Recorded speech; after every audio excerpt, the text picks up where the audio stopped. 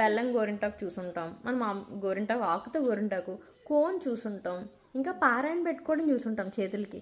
ఆదిత్య ఏం పెట్టుకుంటున్నాడో తెలుసా? ఏంటది? గోరింటో. ఇట్స్ వాట్ గోరింటో? Made of ప్లేడో.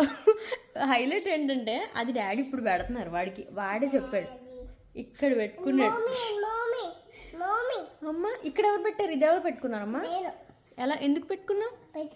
ఎందుకు పెట్టుకున్నావు అంటే పెట్టుకున్నావు అంటే వాట్ ఈస్ దట్?